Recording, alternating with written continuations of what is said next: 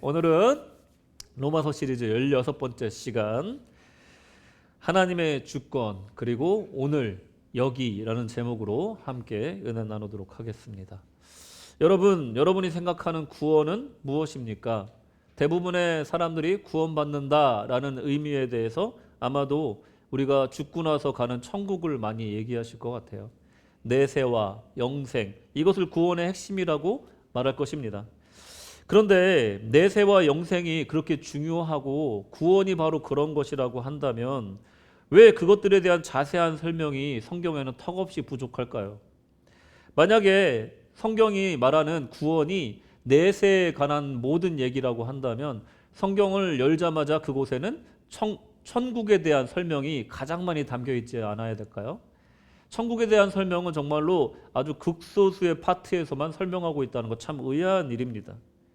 오히려 현세에 대한 교훈과 성경은 이 긍정적인 면에서나 또 부정적인 면에서나 모두에게 우리가 본이 될 만한 인물들에 대한 얘기가 주를 이루고 있다는 것입니다. 그들을 통한 하나님의 메시지를 전하려고 하는, 그들의 현세의 삶을 통하여서 하나님의 뜻을 전하려고 하는 그 의도를 이 성경은 숨기지 않고 있다는 것을 우리가 집중할 필요가 있습니다. 만약에 구원이 단지 내세만을 위한 것이라면, 구원이 그저 죽고 나서만의 일을 다루고 있는 것이라면 천국 가기 전 이 땅에서 잠깐 머무는 인생은 그야말로 무가치하고 지루하기 짝이 없는 것일 겁니다. 성경은 대부분이 이제 현세에 대한 이야기입니다. 더 정확히는 내세를 위한 현세 이야기라고 말할 수가 있습니다. 성경은 하나님이 그 당시 어떻게 역사하셨는지 그것에 대해서 기록한 생생한 기록이고, 우리 신앙이 무엇이냐 말할 때 바로 우리 신앙은 살아계셔서 역사하시는 하나님에 대한 오늘 우리의 증언이다라고 말할 수가 있는 것입니다. 이렇게 우리가 살고 있는 오늘 여기가 참 중요하다는 거예요. 구원은 여전히 내세에 대한 영생에 대한 이야기는 맞지만 한편으로 구원은 오늘 지금의 이야기라는 것입니다. 우리는 무엇으로 구원받겠는가라는 질문을 또 해볼 수가 있습니다. 구원이 무엇인가와 함께 무엇으로 구원을 받을 수 있는가라는 것을 우리가 또 생각해 볼 수가 있습니다. 당연히 예수로 구원받는 줄 믿으시기 바랍니다. 근데 더 자세히 들여다 볼 필요가 있다는 거예요. 이 질문의 답은 분명 오늘에 있다는 거예요. 오늘 본문에서 사도 바울은 동족 이스라엘을 생각하며 심히 고통스러워하고 슬퍼하고 있습니다. 그 당시 이스라엘 사람들의 모습이 복음을 거부하고 있었기 때문에 그렇습니다. 현세의 삶 속에서 하나님 말씀 실천하고 사는 것을 거부하고 있었기 때문에 그래요. 2000년 전 로마 교회 내에도 이 유대인 출신 성도들의 신앙은 오늘 살고 있는 우리의 신앙을 나타내는 아주 좋은 예시가 됩니다. 현세를 살며 신앙생활을 하는 우리가 겪을 수 있는 구원에 대한 오해와 또 진리에 대해서 살펴보는 시간 가져보도록 하겠습니다. 우리는 어떻게 구원을 받고 그 구원이 오늘날 어떻게 우리에게 소망이 되고 힘이 되는지 함께 은혜 나누도록 하겠습니다. 먼저 오늘 본문에 대해서 말씀을 드리자면 바울이 참 슬픈 마음으로 이 본문 9장을 시작하고 있습니다. 1절을 보면 사도 바울의 찹찹한 심정이 잘 담겨 있습니다. 내가 그리스도 안에서 참말을 하고 거짓말을 아니하노라. 나에게 큰 근심이 있는 것과 마음에 그치지 않는 고통이 있는 것을 내 양심이 성령 안에서 나와 더불어 증언하노니. 이 거짓말을 하지 않노라, 내가 참말이다 하는 말에서 이 사도 바울의 간절한 마음을 우리가 느낄 수가 있습니다. 몇천 년 전부터 자신의 민족과 함께 하셨고 이제 그렇게 기다리던 메시아가 진짜로 오셨는데, 이제 구원의 문이 열렸는데 자기 동족인 이스라엘이 예수님을 부인하고 있는 거예요. 하나님의 주권을 교묘하게 거부하고 다른 것으로 구원을 받으려고 계속해서 해왔던 방식으로 구원을 받겠다고 고집을 피고 있는 겁니다. 그러니 바울은 고통스럽고 슬펐습니다. 이스라엘은 구체적으로 어떻게 하나님의 주권을 거부하고 있는지 이걸 좀 봐야 되겠습니다. 무엇으로 구원을 받으려 했는가? 태생과 율법의 행위, 제사와 절기 등 이 육적인 것으로, 이 땅에서 종교적인 것으로, 겉으로 볼 때는 참 영적인 것이고 또 겉으로 볼 땐 거룩한 것으로 보이지만 사실은 이 땅에서 육적인 것이었던 것을 따라서 구원을 받겠다 했던 겁니다. 아니 사관이 어떻게 율법을 지키는 게 육적인 것입니까? 하나님께 제사 드리는 게 어떻게 육적인 것입니까? 절기를 드리는 게 어떻게 육적인 것입니까? 이것이 육적인 이유는 뭐냐면 하나님 뜻에서 벗어났기 때문에 그렇습니다. 모든 것들이 하나님 뜻에서 벗어난 순간 육적인 것이 된다는 거예요. 차차 이 뜻에 대해서는 좀 더 설명하겠습니다. 이런 시도들이, 이런 것들로 구원받으려는 시도들이 진실되게 하나님을 섬기는 소수를 제외하면 형식적이고 또 진심이 담기지 않은 그저 전통과 규칙을 따르는 행위였고, 그것은 가장 영적이고 종교적인 활동이 역설적으로 하나님의 주권을 거부하는 행위가 됐기 때문에 제가 또 육적인 것이다 라고 규정할 수 있었던 것입니다. 성경에 제가요 가장 이해가 안 되는 캐릭터가 하나 있습니다. 어떤 사람들에겐 굉장히 존경하는 인물일 수도 있습니다. 하지만 저는 좀 의아할 때가 있어요. 그것은 바로 모세인데요. 모세는 그야말로 민족의 지도자로서 하나님과는 친히 만나는 사람으로, 또 여호와 하나님께서는 그를 친구로 여길 정도로 하나님과 정말 친근하게 동행했던 사람입니다. 그런 그가 가나안 땅에 들어가지도 못하고 때로는 자기 분을 이기지 못해서 십계명 돌판을 던지기까지 해요. 제가 가장 의아한 부분은 뭐냐면 그가 하나님 앞에 정말 간절하게 빌었던 어떤 한 기도 때문에 그렇습니다. 출애굽기 32장 32절을 보시면, 그러나 이제 그들의 죄를 사하시옵소서, 그렇지 아니하시오면 원하건대 주께서 기록하신 책에서 내 이름을 지워버려 주옵소서. 여러분, 자기 이름을 생명책에서 지우더라도 백성들을 용서해 달라는 말입니다. 어떻게 들으면 참 불경한 말이에요. 이 말을 어떻게 하나님 앞에서 할 수 있지? 라고 생각이 들 정도의 말입니다. 더 이상한 것은 이런 모세의 말을 하나님께서는 꾸짖으셨다는 기록이 없어요. 정말로 우리가 볼 때 얼마나 민족을 사랑했으면 그랬겠는가 이해도 가면서도 한편으로는 어떻게 하나님 앞에 저런 말을 할 수 있을까 의아한 마음이 든다는 거예요. 근데 하나님은 또 꾸짖질 않으셔요. 참 이상한 상황인 거예요. 오늘 본문의 사도 바울도 모세와 비슷한 심경으로 고백을 하는 구절이 나옵니다. 3절입니다. 나의 형제 곧 고륙의 친척을 위하여 내 자신이 저주를 받아 그리스도에게서 끊어질지라도 원하는 바로다. 뭐 아멘도 하기가 힘들죠. 여러분, 이 절절한 마음은 참 이해가 가지만 이 민족을 사랑하는 마음은 참 알겠는데 정말 그 간절한 마음은 알겠어요. 바울과 모세의 이 심정은 그저 그냥 단지 수사적으로 표현하는 말이 아니에요. 정말 진심을 담아서 애절하게 하고 있는 말이라는 거예요. 하지만 여기서 우리가 하나님의 반응을 통해서 알 수 있는 건 뭐냐면 너희들의 간절한 마음은 알겠다. 너희가 민족을 사랑하는 마음은 알겠어. 근데 너희들 간절한 마음 가지고는 사람을 구원해낼 수는 없다. 이 얘기를 지금 하고 계신 거예요. 그러니 육적인 모든 시도들은 사람을 구원해낼 수가 없다는 거예요. 인간의 구원은 인간의 생명을 누군가가 대신 희생해 준다고 해서 그 구원을 얻을 수가 없어요. 오직 예수 그리스도의 보혈만이 사람을 살리고 구원할 수 있음을 믿으시기 바랍니다. 그게 아무리 바울이라도, 그게 아무리 모세라도 그것은 절대로 이루어질 수 있는 것이 아니라는 거예요. 육신으로는 절대 안 된다는 거예요. 내가 출신이 어디든지 간에, 내가 이스라엘 민족으로 태어났든지 간에, 아니면 내가 율법을 잘 지켰던 간에, 내가 예배를 잘 드리고 하나님 앞에 신실한 신앙생활을 했던지 간에 나의 구원은 그것으로 되는 것이 아니다 라는 것을 얘기하고 있는 것입니다. 그럼 무엇으로 구원을 받는가? 하나님의 주권으로 받는 것입니다. 믿으십니까? 믿음으로 구원받는 것도 맞지만 가장 큰 것은 바로 하나님의 주권이라는 거예요. 이것에 대해서는 이후에 좀 다시 한번 설명하도록 하겠습니다. 모세가 자신의 구원을 대신해서 이스라엘 백성을 용서해달라 청했을 때 하나님은 뭐라고 대답한지 아십니까? 32장 33절, 여호와께서 모세에게 이르시되 누구든지 내게 범죄하면 내가 내 책에서 그를 지워버리리라.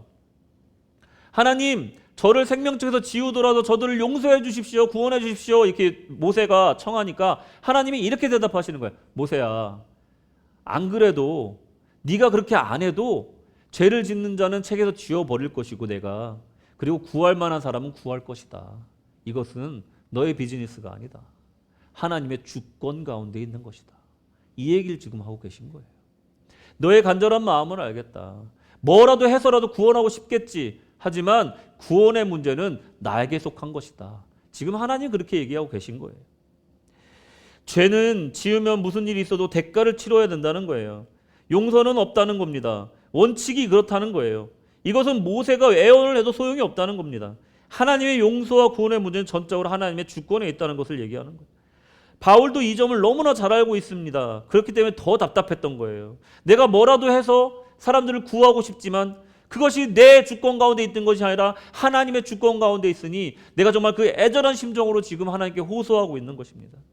바울은 이스라엘 민족에 대해서 너무나 안타까운 마음을 토로하고 있어요. 어떤 것이 안타까웠냐? 4절 5절 보겠습니다. 그들은 이스라엘 사람이라 그들에게는 양자됨과 영광과 언약들과 율법을 세우신 것과 예배와 약속들이 있고 조상들도 그들의 것이요 육신으로 하면 그리스도가 그들에게서 나셨으니. 뭡니까? 이스라엘 백성은 그야말로 정말 외적으로 모든 구원의 조건을 갖춘 거예요. 양자됨, 자녀가 되었다는 거예요. 하나님의 자녀가 되었어. 그리고 모든 하나님의 영광을 경험했어요. 그리고 언약을 갖고 있어요. 율법을 받았습니다. 그리고 그 안에 예배드리고 또 약속을 갖고 있습니다. 그리고 얼마나 믿음 좋은 조상들을 갖고 있습니까? 얼마나 하나님께 축복받은 민족이에요. 그리고 육신으로는 그리스도께서 그 민족을 통해서 나셨어요. 정말로 이스라엘 백성은 넘치는 축복을 받은 민족이라는 거예요.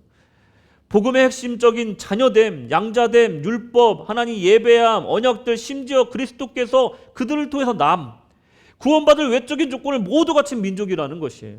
그런데 이 유구한 역사 속에 하나님을 따르고 섬겼던 모든 이스라엘이 이제는 전부 다 그렇게 순수하게 하나님을 따르는 선민이 아니다라는 것을 또 6절에서 얘기하고 있습니다. 그러나 하나님의 말씀이 폐하여진 것 같지 않도다. 이스라엘에게서 난 그들이 다 이스라엘이 아니요. 이스라엘에서 났다고 해서 그게 다 선민이 아니라는 거예요. 이스라엘에게서 났다고 해서 다 구원받는 백성이 아니라는 것입니다. 그들이 아무리 훌륭한 조상이 있건, 그들이 아무리 정말 그리스도가 그 민족을 통해서 났건, 예배를 얼마나 열심히 드리든 율법을 얼마나 잘 지키든 소용없다는 거예요. 구원은 거기서 나는 게 아니라는 겁니다. 주님의 주권으로부터 난다는 거예요. 하나님이 구원하시고자 하는 그들에게 구원이 임한다는 것입니다. 이 모습을 통해서 우리가 알 수 있는 것은 이스라엘 백성들이 얼마나 잘못된 믿음으로 구원에 이르려고 했는가, 그 부분에 대해서 바울의 마음에 공감할 수가 있다는 거예요.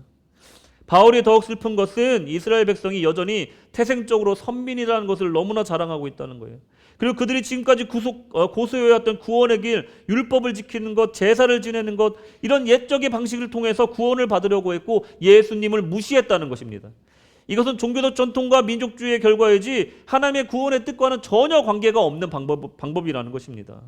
율법과 전통과 민족이라는 것, 그것은 바로 육신이고 겉모습이고 구원과는 관계가 없다는 것. 하나님의 주권과는 전혀 관계없는 방식이라는 거예요.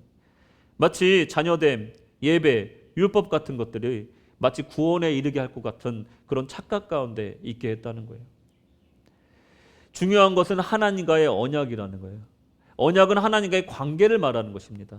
7절 8절을 보시면 또한 아브라함의 씨가 다 그의 자녀가 아니라 오직 이삭으로부터 난 자라야 내 씨라 불리리라 하셨으니 곧 육신의 자녀가 하나님의 자녀가 아니요 오직 약속의 자녀가 씨로 여김을 받느니라. 할렐루야. 언약이 있어야 하나님의 자녀인데 그 언약이라는 건 무엇이냐? 하나님과의 관계를 말하는 겁니다. 그 방식대로 가야 돼요. 하나님의 방식대로 구원에 이르는 거예요. 하나님의 주권을 인정하는 것이 바로 이 언약의 관계를 인정하는 것이에요. 주권을 인정한다는 것은 하나님이 창조주이시고 우리는 그의 소유라는 것을 인정하는 것이고 하나님과 맺은 그 언약 가운데서 살아가는 것, 그것이 바로 하나님의 주권을 인정하는 것이라는 겁니다. 내 신념과 내 경험, 율법과 제사와 절기를 지키는 것이 구원의 길이라고 고집하다 보면 하나님과 나도 모르게 대척점에 서게 된다는 거예요. 내가 생각할 때는 이렇게 선하게 사는 것이 하나님 기뻐하시는 일인 것 같아.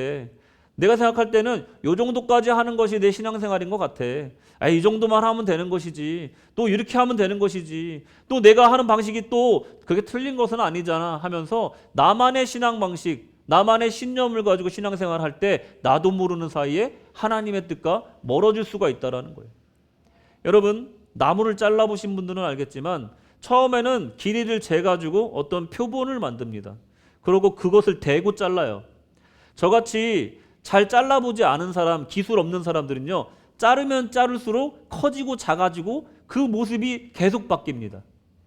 내가 생각할 때는 이게 하나님이 주신 스탠다드야, 캐논이야 라고 생각해서 그대로 따라간다고 계속 내 나름대로 잘랐는데 다 자르고 보니까 각기 모양이 다 다른 거예요. 길이가 다 다른 거예요. 그게 바로 인간의 한계라는 것입니다. 이스라엘에는 태생이 구원받지 못한다는 걸 얘기하고 있어요. 율법이나 종교적인 의식이 절대로 의롭게 할 수 없다는 것입니다. 근데 이것이, 이런 풍토가 예수를 믿은 사람들의 모임인 로마 교회에서도 여전히 있었다는 거예요.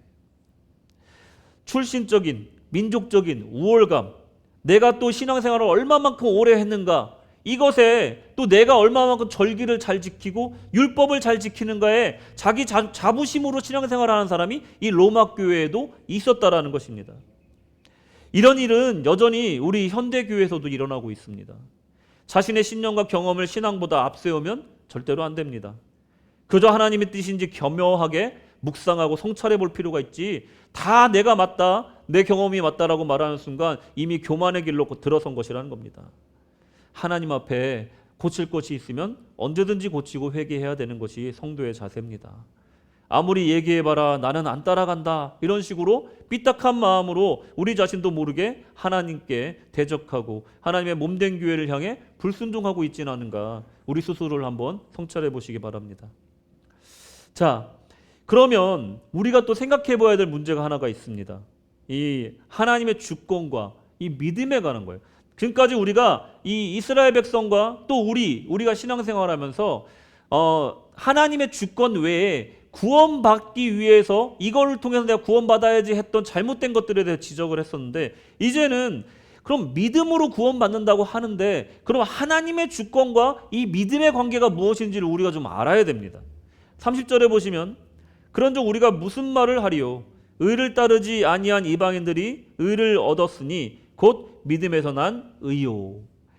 우리의 믿음으로 의롭다 여김을 받으시는 줄로 믿으시기 바랍니다. 믿어 구원받는 줄로 믿으시기 바랍니다. 그렇다면 우리가 믿어서 구원받는다면 하나님의 주권과 이 믿음은 어떤 관계가 있는 것인가? 믿음으로 구원받는다면 우리가 그냥 믿기만 하면 다 구원받는 것이냐? 이것도 우리가 궁금하지 않습니까? 아니, 너무 쉬운 거 아니냐 하고 얘기할 수가 있는 거예요. 결론부터 말씀을 드리자면 우리의 믿음의 고백과 하나님의 주권 사이에는, 우리의 믿음의 고백과 하나님의 주권 사이에는 확실한 지분의 차이가 있는 거예요. 말하자면 이런 거예요. 우리의 믿음이 있어야 구원받는 건 맞아요. 근데 우리의 믿음이요 0.0000001%라는 거예요. 하나님의 주권은 얼마큼이냐? 99.99999%라는 거예요. 있어야지만 되지만 우리의 믿음의 비율은 정말로 미비한 거라는 거예요. 우리는 아무것도 한 거 없이 구원받았다는 것을 의미하는 겁니다. 그래서 은혜인 겁니다. 믿음이 있어야 구원받는 건 맞지만 그 지분상으로 주권과 비교가 안 된다는 것입니다. 우리는 종종 착각합니다. 우리가 믿음이 좋으면 엄청난 일을 벌어질 것이라고 생각을 합니다. 마치 하나님의 보좌를 흔들어 하나님의 뜻도 꺾을 수 있다라고 가르치는 사람들도 있어요. 맞습니까? 우리가 도대체 무엇이 간데 전능하신 하나님을, 그분의 의지를 꺾을 수 있단 말입니까? 여러분은 하나님의 주권은 그런 것은 아닙니다. 우리는 그런 존재도 아닙니다. 우리는 자녀이고 하나님은 우리를 쓰셔서 그 뜻을 이루시길 원하시지만 내 뜻대로 하나님을 이끌어갈 수 있다는 망상을 버리는 게 좋습니다. 한 번이라도 우리가 그런 생각을 했다면 회개해야 됩니다. 하나님의 통치는요, 내가 바꿀 수 있는 그런 것이 아닙니다. 이미 구원의 조건들을 다 마련해 놓으시고 나를 찾아 불러주시고 나는 자격이 없지만 믿겠노라 라고 고백하는 순간 그냥 그것만으로도 우리를 구원해 주신 하나님의 구원의 프로세션에 대해서 우리가 이해를 해야 되는 거예요. 우리는요 그냥 0.00001%로 한 겁니다. 올바른 관계와 신앙을 위해 우리는 하나님의 주권에 대해 인정과 더 깊은 이해가 필요하다는 것을 우리가 이 대목에서 생각해 볼 필요가 있어요. 그러나 이스라엘 민족은요 이 창조주 하나님을 향해서 반문합니다. 따지는 거예요. 그 반역의 길과 메시아를 못 박아 죽이는 그런 일까지 벌이게 됩니다. 하나님의 아들을 죽이는 일을 벌이게 되는 거예요. 이것은 마치 오늘 본문에 나오는 이 토기장이의 비유와도 같습니다. 21절을 보시면 다 같이 읽겠습니다. 시작. 토기장이가 진흙 한 덩이로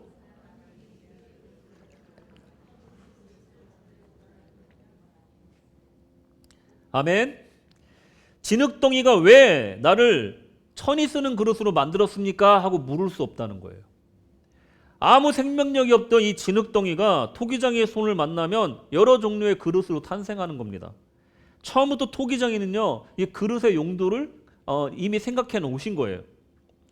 우리도 마찬가지입니다, 여러분. 우리는요, 진흙이었어요. 흙이었어요. 근데 하나님께서 이미 그 진흙을 손에 쥐으실 때부터 사람을 만들어야겠다라는 목적이 있으셨던 거예요. 빚으시고 그 코에 생기를 후 불어넣으시고 우리가 생명이 된 겁니다. 하나님 저를 왜 더 멋있는 존재로 만들지 않으시고 아니면 영적이고 능력 있는 초능력이 있는 존재로 아니면 천사로 우리를 만들어 주시지 왜 인간으로 만들어 주셨습니까? 따질 수 없다는 거예요. 토기장이가 그릇을 만들 때는 토기장이의 마음인 거예요. 그 용도도 그 토기장이가 정하는 겁니다. 여러분, 아무 생명력 없는 진흙이었을 때는 말도 못했어요. 근데 사람이 되고 보니까 말을 하게 됐단 말이에요. 그랬더니 창조주에게 반문하는 겁니다. 왜 나를 이렇게 만들었느냐? 왜 높은 신분의 사람으로 메시아를 보내주지 않았느냐 물어보는 거예요. 왜 왕족으로 태어나게 하지 않으셨냐 메시아를? 왜 예수님은 저 마구간에서 태어났습니까?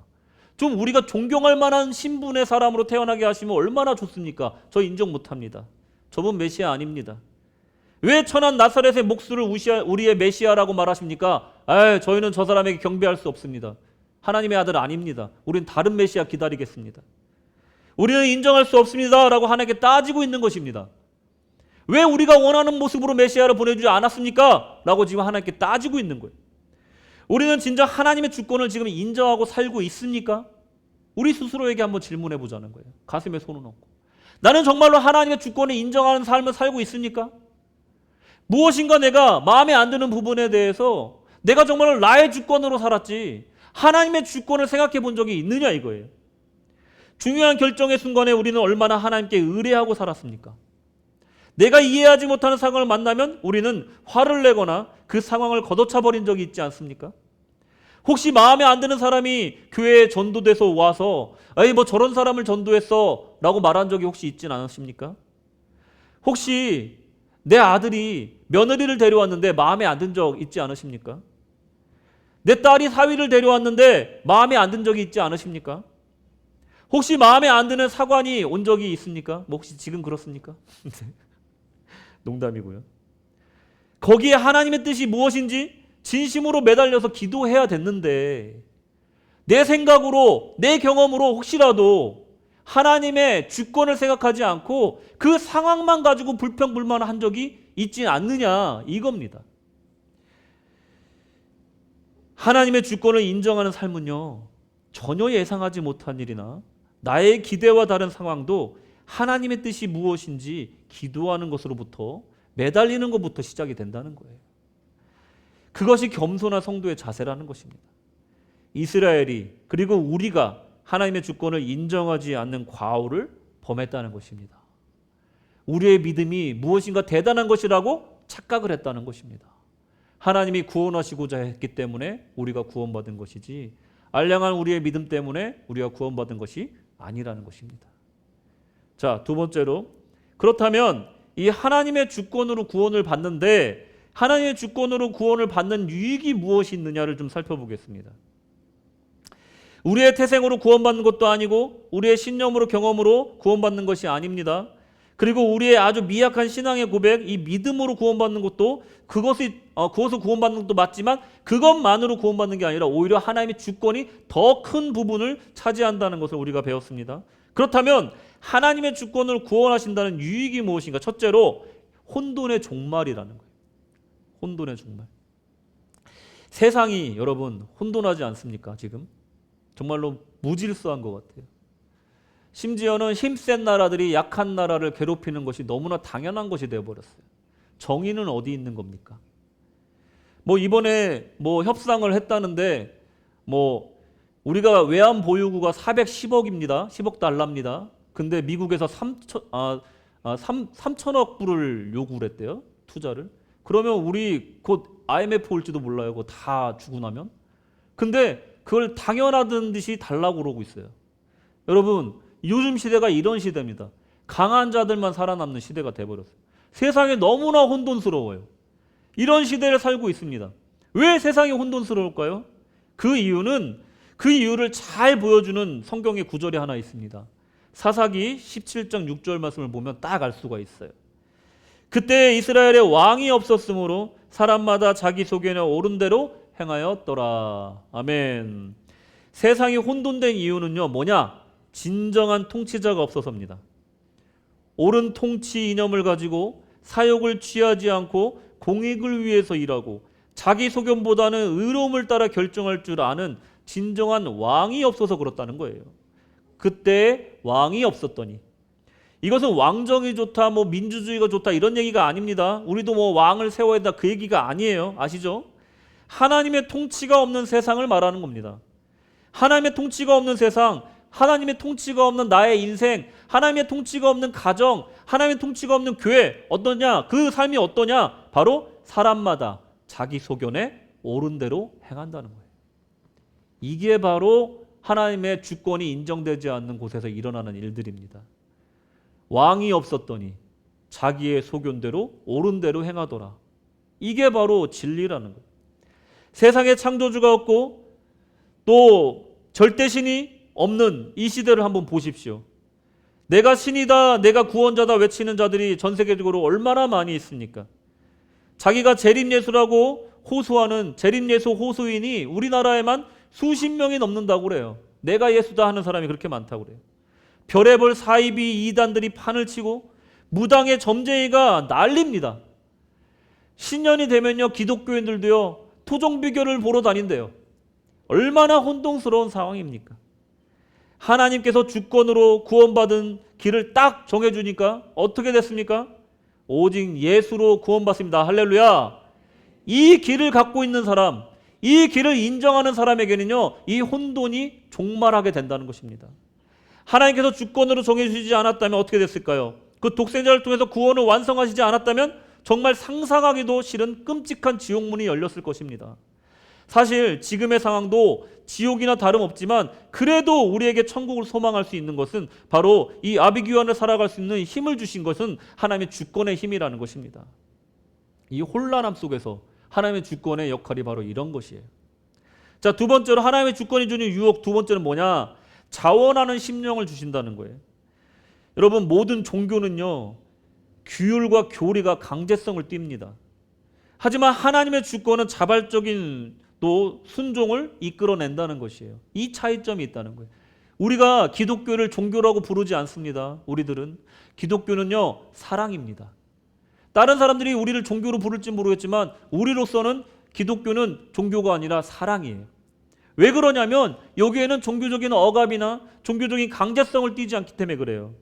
율법은 그야말로 법이잖아요. 강제성 그 자체입니다. 법을 지키지 않으면 어떻게 됩니까? 그에 따른 형벌을 받아야 돼요. 그런데 공동체 안에서 또 규범을 지키지 않잖아요. 그럼 어떻게 됩니까? 따돌림을 당하거나 물리적인 징계를 받게 됩니다. 하나님의 주권은 이와 다릅니다. 이 세상에 아무도 왕이 아니다. 오직 여호와 하나님만이 창조주 하나님이시다. 선포하는 것이 바로 하나님의 주권을 인정하는 것이에요.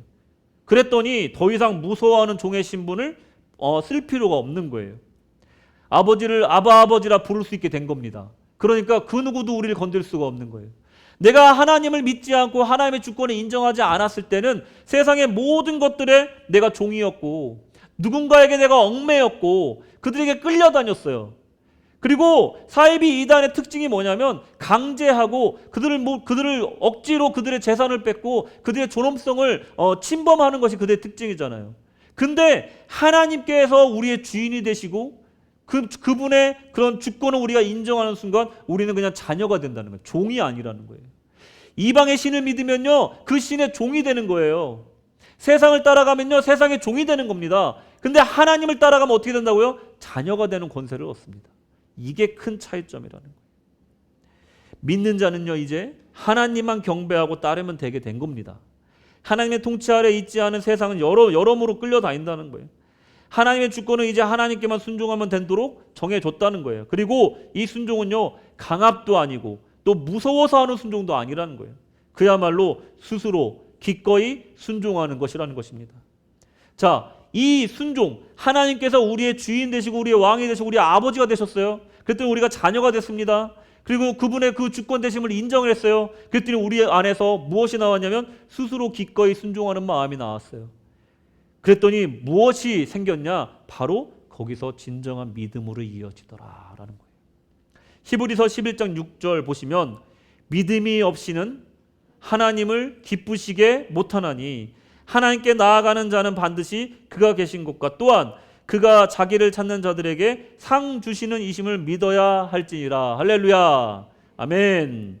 하나님은요 벌 주시는 분이 아니라는 거예요. 하나님은요 잘못한 것을 건드려서 형벌을 주시는 분이 아니라 오히려 잘한 것을 가지고 상 주시는 아버지시라는 거예요. 하나님을 기쁘시게 하는 것이 뭐라고요? 믿음이라는 거예요. 믿고 하나님을 따르는 순종이라는 거예요. 그러면 하나님이 기뻐하시는데 이것이 얼마나 놀라운 결과를 낳는지 아십니까? 사람을 처음 창조한 목적이 뭡니까? 하나님을 기쁘시게 하는 목적이었어요. 하나님을 기쁘시게 한 존재로서 우리는 창조된 거예요. 근데 우리가 하나님의 주권을 인정하고 하나님 앞에 스스로 기꺼이 순종할 때 그 안에 믿음으로 연결되고 그 믿음을 통해서 하나님을 기쁘시게 하는 본래의 창조의 목적으로 원래의 모습으로 우리가 돌아가고 있다는 것을 말하고 있는 겁니다. 놀랍지 않습니까? 놀랍지 않습니까? 우리가 하나님의 주권을 인정하면 이게 이렇게 귀결이 된다는 거예요. 우리의 본래의 모습으로 돌아갈 수가 있다는 거예요. 죄 없던 그 모습으로 우리가 돌아갈 수 있다. 하나님이 기뻐하는 존재가 된다는 것입니다. 하나님의 주권을 인정하지 않으면 그러면 어떻게 될까요? 나의 노력과 나의 의와 나의 행위를 의지하면 어떻게 될까요? 로마서 9장 32절 보겠습니다. 어찌 그러하냐? 이는 그들이 믿음을 의지하지 않고 행위를 의지함이라 부딪힐 돌에 부딪혔느니라. 아멘. 내가 내 행위를 의지하고 나의 능력을 의지하면요 어떻게 된다고요? 부딪힐 돌에 부딪힌다는 거예요. 재밌지 않습니까? 그냥 돌에 부딪힌 게 아니라 원래 부딪히게 돼 있었다 이 얘기예요. 너 그렇게 행위에 의지하고 네 힘에 의지하면 언젠가는 넘어지게 돼 있었던 거야. 그 얘기를 지금 하고 있는 겁니다. 인생이 잘 나가다가도요 꼭 부딪힐 때가 있어요. 재밌는 것은 이 부딪힌다는 것이 그렇게 정해져 있다는 거예요. 하나님의 주권이 임하지 않는 삶은 항상 삐걱삐걱한다는 거예요. 위태위태하다는 것입니다. 잘 사는 것 같으면서 왠지 불안해요. 내 힘으로 살고 내 생각으로 이겨내고 내가 어떤 해결점을 찾아야 되니까 언제나 고민되고 불안하고 헉헉대며 살아가게 된다는 거예요. 분명히 세상을 넉넉히 이기며 산다고 했는데 왜 나는 세상을 넉넉히 이기지 못하고 살지? 자꾸만 고민이 되는 거예요. 자꾸만 돌에 부딪히는 겁니다. 막다른 골목 가운데 항상 놓이게 되는 거예요. 이게 바로 내 행위를 나의 능력을 의지하면 돌에 부딪히게 된다라는 말씀입니다. 하나님의 주권이 임하지 않는 삶은 항상 이런 삶이라는 거예요. 신앙이 있으면서도 그렇다면 내가 신앙이 있는데 내 생각대로 살아가게 되면 어떻게 되냐? 더 안 좋아져요. 뭐냐면 내가 주인이 되어서 내 소견대로 옳은 대로 신앙이 있는데도 그렇게 살아간다. 그럼 어떻게 되냐면 33절 기록된 바 보라 내가 걸림돌과 거치는 바위를 시온에 두노니 그를 믿는 자는 부끄러움을 당하지 아니하리라 함과 같으니라. 아멘이십니까? 이 말씀을 거꾸로 한번 생각해 보세요. 이 걸림돌과 거치는 바위가 되었던 이것은 예수님을 의미하는 거예요. 이스라엘 백성들에게 하나님의 주권을 인정하지 않는 그들에게는요 예수님은 걸림돌이었고요 거치는 바위였습니다. 여러분 믿노라 하면서 내 뜻대로 살아가는 사람들이 어떤지 아십니까? 하나님 말씀이 거치는 바위가 되는 거예요. 하나님의 명령이요 걸림돌이 됩니다. 하나님 뜻대로 살라고 그렇게 얘기를 하면 그게 내 마음에 와서 부담이 되는 거예요. 내가 주일날 예배 드렸으면 됐지 왜 자꾸 뭐를 하라고 그래? 너무나 마음속에 부담이 되고 걸림돌이 되는 거예요. 하나님의 그 거룩한 말씀이 나를 살리겠다고 주신 그 말씀이 내 마음에 걸림돌이 돼서 온다는 거예요. 여러분 말씀을 들었는데 여러분 마음속에 탁탁 걸리잖아요. 거칠잖아요. 그러면 여러분 심령에 뭔가 문제가 있는 겁니다. 여러분의 삶의 방식에 뭔가 문제가 있는 거예요. 하나님의 말씀 가운데 내가 자꾸만 부담을 느낀다고 한다면, 그리고 그것을 내가 행할 마음조차도 들지 않고 순종할 마음이 자꾸만 생기지 않고 자꾸만 부담이 걸리고 걸리는 마음이 걸리고 거치는 마음이 든다면 여러분들의 심령을 말씀 가운데 성찰하셔야 된다. 병들어 있다는 거예요. 지금 이스라엘 민족처럼 하나님의 그 주권을 인정하지 않는 불순종의 상태로 지금 있다는 것을 보여주는 증거라는 것입니다. 여러분 어떻습니까? 여러분 심령 지금 어떻습니까? 여러분의 심령을 우리 성경의 말씀이라는 거울 앞에 한번 세워서 보세요. 인상 쓰고 있지 않습니까? 무엇인가 불만족한 얼굴로 그 말씀 가운데 서 있지 않습니까? 기쁘고 충만한 얼굴이 아니지 않습니까? 혹시 그렇다면 여러분 오늘 바로 그 문제를 해결하셔야 됩니다. 하나님의 말씀을 들을 때 따끔해서 회개하고 뉘우치고 돌아오면 그 말씀을 안 들었으면 어떡하나 참 부끄러운 일을 당할 뻔했다 싶었던 적이 있지 않습니까? 말씀대로 하길 잘했다 싶은 적이 있지 않습니까? 아니면 사관님의 권면이나 설교 말씀이 불편하게 들린 적이 있습니까? 이거 참 점검해야 된다는 것이에요. 제대로 신앙생활을 하는 사람에게 하나님의 말씀이 당장은 길을 막는 걸림돌 같고 거치는 바위 같지만 그 말씀대로 한번 해봤어요. 그냥 해봤어. 순종해 본 거예요. 그랬더니 걸림돌이 아니라 디딤돌이었다는 걸 금방 알게 됩니다. 부끄러움을 당할 일을 피하게 해주셨구나. 그것을 알게 된다는 거예요. 하나님의 주권을 인정하면 하나님 말씀이 들리기 시작한다는 것입니다. 하나님의 주권을 인정하는 순간 내 마음속에 자원하는 심령이 생기고 순종할 마음이 생기고 그 마음 가운데 평안함과 기쁨이 생기게 된다는 거예요. 걸림돌이 거쳐지고 거치는 바위가 옮겨진다는 거예요. 내가 주인인 삶은 절대로 신앙의 삶이라고 말할 수 없는 이유가 바로 이것입니다. 여러분, 이것이 바로 주님의 주권을 인정하는 삶이라는 거예요. 설교를 마치겠습니다. 여러분, 우리가 마지막 죽는 순간을 가봐야 우리 중에 누가 구원을 받는지 확실히 알 수가 있습니다. 하지만 마지막에 가보지 않고도 우리가 지금 구원받았는지 알 수 있는 방법이 있습니다. 내가 오늘 하나님과 동행하고 있는가? 오늘 내가 하나님을 섬기고 있는가? 오늘 내가 어떻게 신앙생활을 하고 있는가를 보면 우리가 나중에 구원을 받게 될지 아니면 그렇지 않을지 보인다는 것입니다. 하나님의 주권을 인정한다는 것은 무엇일까요? 바로 그분의 존재를 인정하고 그분의 통치를 우리 삶 가운데 받아들이는 것입니다. 말로는 여러분 진실을 알 수 없습니다. 가장 솔직한 언어는 행동이라는 말이 있습니다. 오늘 내가 하나님을 왕으로 내 삶의 주인으로 인정한다면 그에 걸맞는 행동으로 순복하시기 바랍니다. 내가 할 수 있는 최선의 것으로 하나님을 따릅시다. 오늘 최고의 인생을 살지 못하는 사람은 내일도 최고의 인생을 살지 못합니다. 오늘 천국 갈 삶을 살지 못하는 사람은 내일 천국에 갈 수 없습니다. 오늘 여러분께 성도의 최고의 인생 사는 법을 제안해 드립니다. 그것은 성도의 최고의 인생은 오늘 여기서 하나님의 주권을 인정하며 하나님을 섬기며 사는 삶이 최고의 인생인 줄로 믿습니다. 오늘 여기서 하나님을 섬기시며 주님 앞에 최고의 인생을 오늘 살 때 우리의 천국은 보장되고 주님과 동행하는 삶을 통해 영생을 얻을 줄로 믿습니다. 그런 축복 누리시길 바랍니다. 아멘.